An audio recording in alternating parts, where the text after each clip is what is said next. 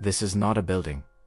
It is a machine, a 5,000-year-old perfect clock, built of stone, earth, and light. Its entire purpose is to capture one single moment, the rebirth of the sun on the darkest day of the year. This is a massive, white monument sitting on an emerald green hill in Ireland's Boyne Valley. And after Göbekli Tepe, this is perhaps the most poetic, most brilliant feat of engineering in humanity's legacy of giants. Welcome to the Shard of History. To understand Newgrange, we must first understand when it was built, around 3200 BCE. That is 500 years older than the great Sarsen stones of Stonehenge, and a staggering 600 years older than the Great Pyramid of Giza. While the Giza Plateau was still empty desert sand, this structure was already standing for centuries. The people who built this were not the Celts. The Celts wouldn't arrive in Ireland for thousands of years. When they found this structure so alien and so vast, they believed it was a tomb for mythical god Zatuhadidananor, a portal to the underworld. No. The builders were Ireland's first Neolithic farmers, a people with no metal tools, using only stone, bone, and wood, but possessing a knowledge of the cosmos that we can barely imagine today. So, what did these so-called primitive farmers build? At first glance, Newgrange looks like a giant tumulus, or passage mound. It's about 85 meters in diameter and 30 meters high. It's made of over 200,000 tons of stone and turf. It is, quite literally, a small mountain. But this is not a simple pile of dirt. This is a deliberate, layered work of genius engineering. The facade of the mound is encircled by 97 massive, carved kerbstones. Each of these weighs several tons. The most famous is the entrance stone, which sits directly in front of the opening, adorned with that iconic triple spiral, or Triskele. We don't know for certain what this spiral means. Perhaps the cycle of life, death, and rebirth. Perhaps the movement of the sun, or perhaps the 9-month term of human pregnancy, whatever its meaning. This symbol feels like the key to the entire structure's purpose. And that facade, when restored, it was revealed to be covered in thousands of brilliant white quartz stones. This quartz is not local.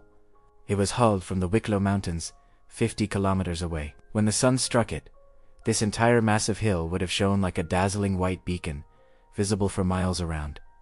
This wasn't just a tomb, it was a landmark. But the true genius of Newgrange is hidden inside. Just above the entrance stone, there is a narrow passageway. This passage runs 19 meters long, straight into the heart of the mound, built with massive, unhewn stone slabs called orth. The passage is so narrow, a person can only just pass through.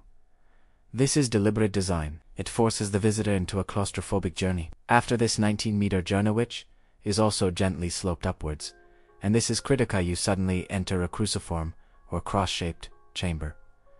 The ceiling, this is an engineering marvel. It's a Corbelled vault, with no metal supports.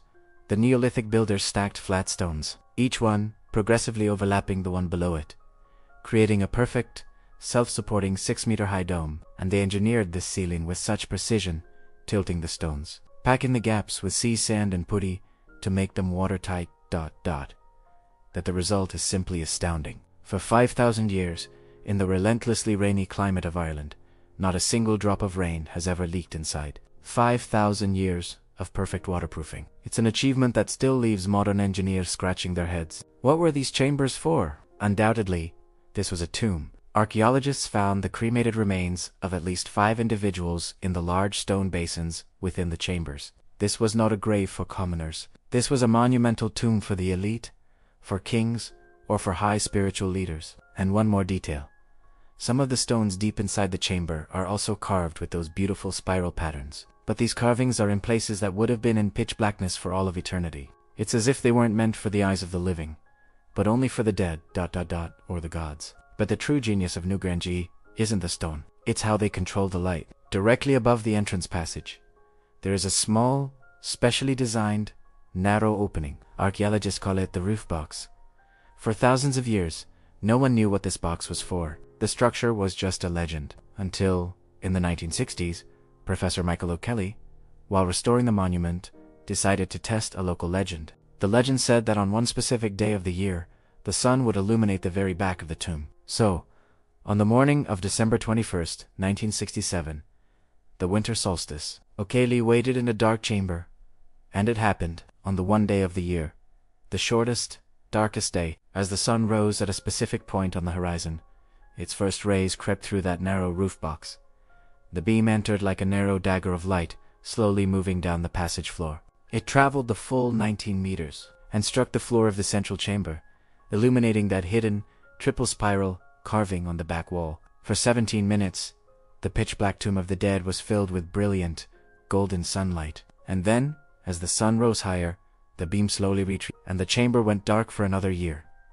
This cannot be a coincidence. This is an act of astronomical, engineering, and mathematical genius. The alignment is so precise, it does not happen the day before or the day after the solstice. Only on that one day, the builders had to align this entire multi-ton structure at the perfect angle to capture one day, one moment. The existence of that roof box proves it was deliberate.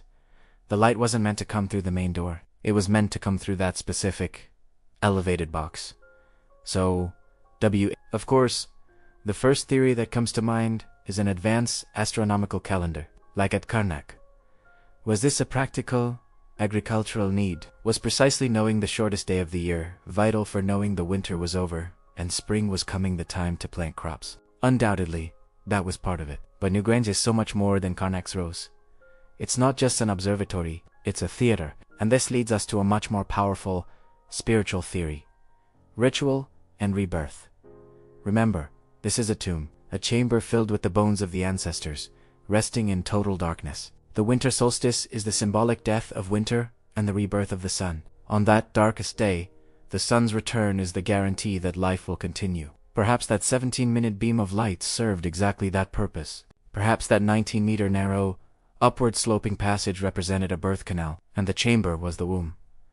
When the light entered the womb, it touched the bones of the ancestors, symbolically reanimating them, creating a bridge between the world of the dead and the world of the living. It was a symbolic insemination of the earth, or the ancestors, by the sun god.